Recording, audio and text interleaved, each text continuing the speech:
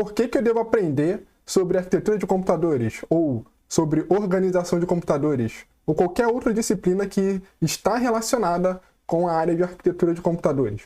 Normalmente essa é uma pergunta que a gente faz quando a gente cursa ciência da computação ou qualquer curso relacionado aí à área de tecnologia da informação. Então nesse vídeo eu vou estar dando uma motivação do porquê que é importante a gente estar aprendendo sobre arquitetura de computadores, mostrando aí como que ela impacta no mercado de trabalho, na indústria. E por fim eu vou estar mostrando alguns livros que normalmente são utilizados para aprender sobre arquitetura de computadores. Seja você um iniciante na área ou se você já tem alguma certa experiência na área. É sempre legal você estar se atualizando. Então, primeiro eu vou começar falando dos objetivos. Qual que é o objetivo quando a gente cursa essa disciplina lá na graduação ou em alguma pós-graduação? Então, o principal objetivo é a gente entender de forma geral como é que os componentes dos computadores eles se organizam, né? Como é que o modelo que todos os computadores seguem já desde que eles foram criados, né, o modelo mais adotado na indústria, que é a arquitetura de von Neumann. Normalmente a gente tem alguma variação da arquitetura de von Neumann e a gente acaba estudando com detalhes cada um desses componentes que pertencem à arquitetura de von Neumann. Então a gente vai entender como é que é organizar esses componentes e vai estudar a função dele, estudar um pouco com maiores detalhes cada um dele, né, focando principalmente aí nos processadores, que é o elemento principal da arquitetura de computador. E tendo todo esse entendimento sobre os componentes, como é que eles se relacionam, são organizados, a gente vai conseguir, então, compreender melhor técnicas de otimização e a gente vai poder utilizar melhor todas essas tecnologias que a gente tem disponível para a gente. Hoje no mercado a gente tem uma gama de processadores multicores, seja eles aí para ambiente desktop, seja para ambiente mobiles, e não é tão simples assim você criar uma aplicação que ele rode bem, rode otimizado nesses processadores. Então é preciso entender como é que essas estruturas se relacionam, como é que eles funcionam, para você tirar o melhor proveito das aplicações que você constrói. E claro, faz parte também a gente aprender sobre a codificação de programas em linguagem de montagem, ainda mais no momento que a gente vive hoje na indústria. Então esse é o objetivo, né, de forma geral aí, quando a gente tem um curso de arquitetura de computadores.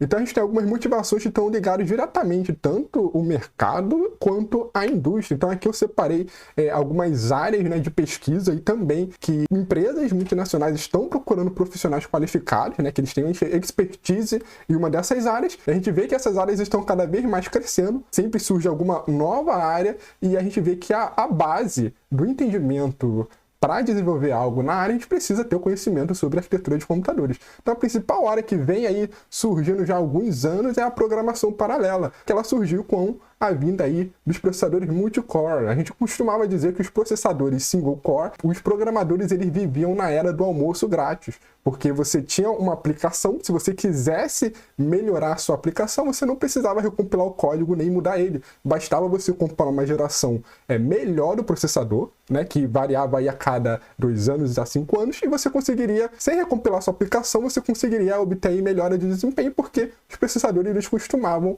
melhorar a sua taxa de clock. Então, nessa era aí, os programadores eles tinham almoço grátis porque eles conseguiam obter desempenho dos seus programas sem precisar otimizar os seus programas. Então, com a vinda de processadores multicore, a gente diz que essa era acabou, não tem mais almoço grátis. Então, o programador, se ele quiser extrair desempenho de todos esses cores que os processadores têm disponível hoje em dia, o programador ele vai ter que, então, paralelizar a sua aplicação, ele vai ter que entender como é que a sua aplicação funciona, vai ter que reformular ela de forma que você divida ela em pequenas tarefas independentes e que essas tarefas independentes possam rodar em paralelo, tomando esses cores disponíveis desses processadores. E isso tem um impacto cada vez maior com os avanços das tecnologias de arquitetura de computadores. A gente vê hoje em dia que a gente consegue já utilizar placas gráficas, né, as GPUs e GPUs para programar também, e agora a gente tem vários aceleradores especializados. Então,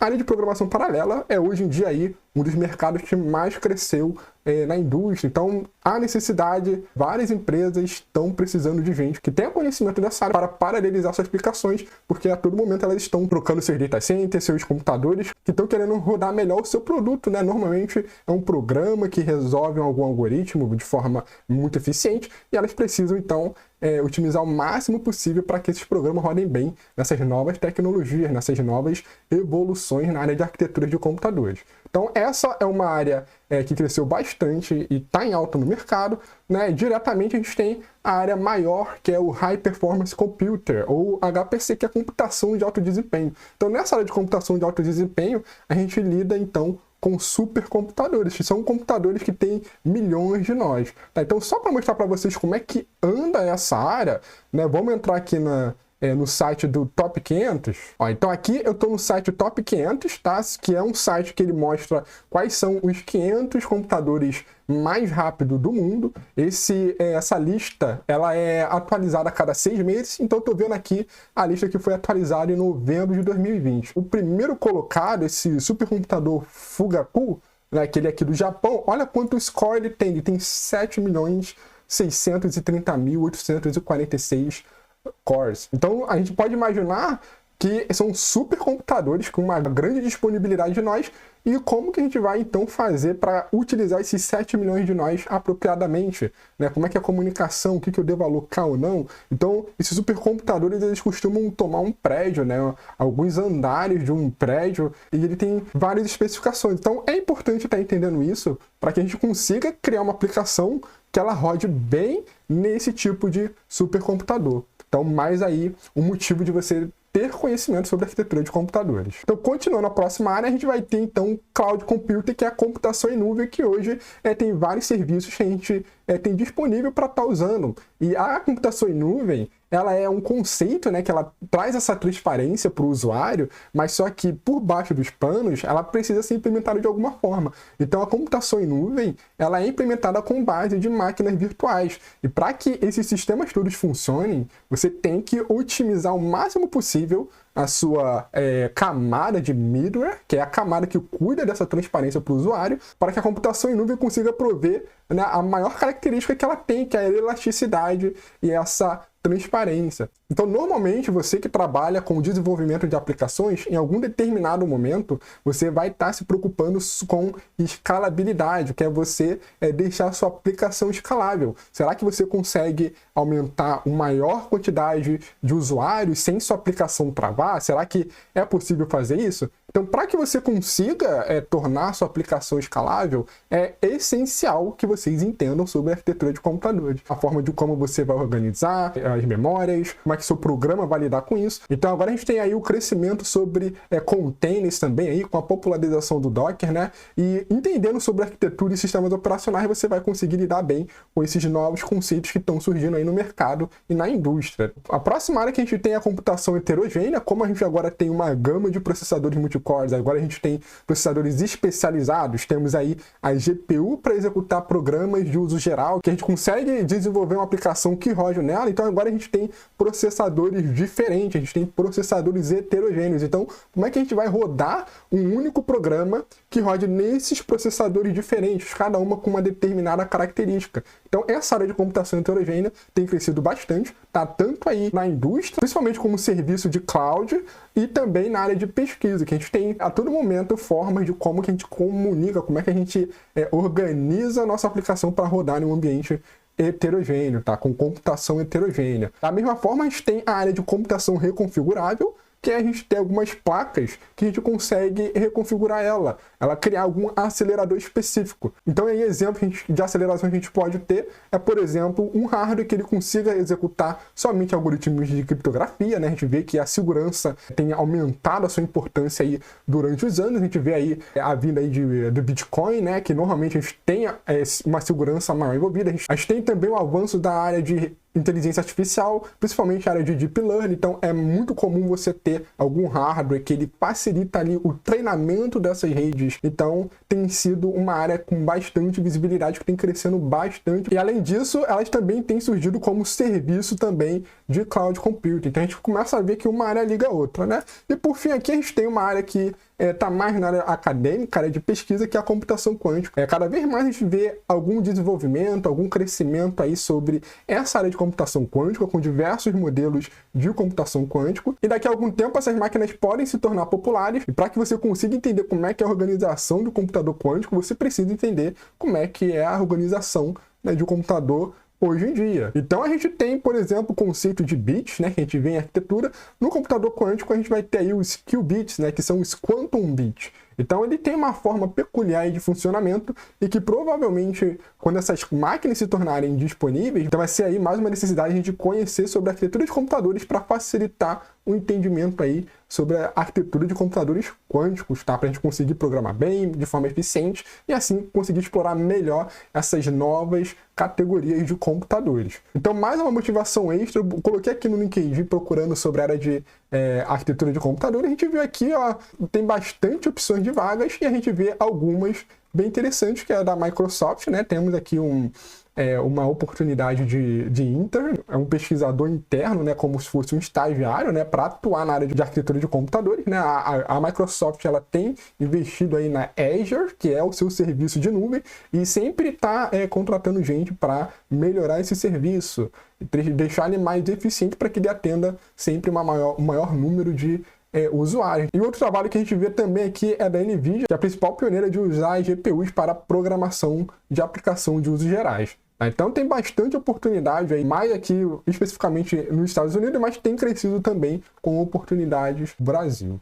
Então, para terminar, eu gostaria de deixar aqui os livros que normalmente são utilizados para estudar a área de arquitetura de computadores ou organização de computadores. Alguns cursos costumam chamar por esse nome. Então, o livro clássico que a gente tem é o livro do Patterson, de Organização e Projetos de Computadores, a Interface Hardware e Software. Aqui tá meio apagadinho. Essa daqui é a 5ª edição. Esse livro ele fala da arquitetura do MIPS, que é um processador mais simples de ser estudado para quem não conhece nada sobre a área.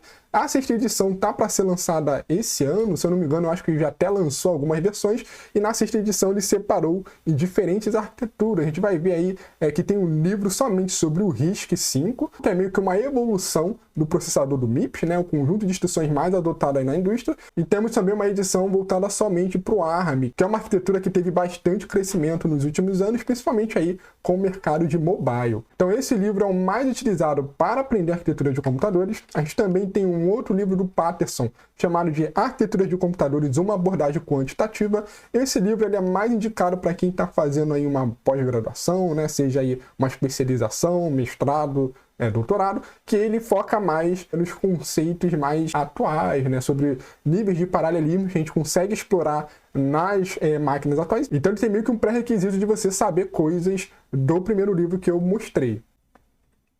Outro livro que é bastante utilizado para estudar arquitetura de computadores é o livro do William Stallings, esse aqui que é Arquitetura e Organização de Computadores, né, projetando o desempenho. Tá? Esse livro ele aborda de forma geral todos os componentes dos computadores, ele não se prende a nenhum tipo de conjunto de instruções, como no livro do Patterson, né, que ele tem até edições específicas para uma arquitetura, né, o ARM e o RISC-V agora. Esse livro ele fala por forma geral, ele cita algumas famílias de arquitetura de computadores, tá? E ele é bem legal aí para você que está começando a aprender. Ele aborda de maneira bem simples de entender. E as últimas versões dele, ele fala bastante aí sobre os novos tipos de paralelismo, novos tipos de arquiteturas que têm surgindo de processadores especializados, né? E também das GPUs e GPUs, que são as placas gráficas utilizadas para aplicações de uso geral.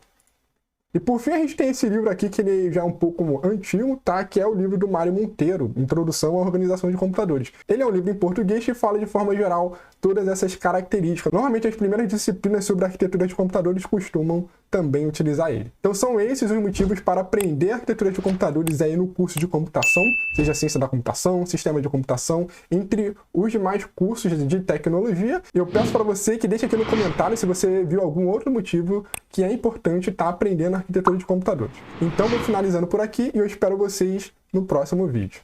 Até mais!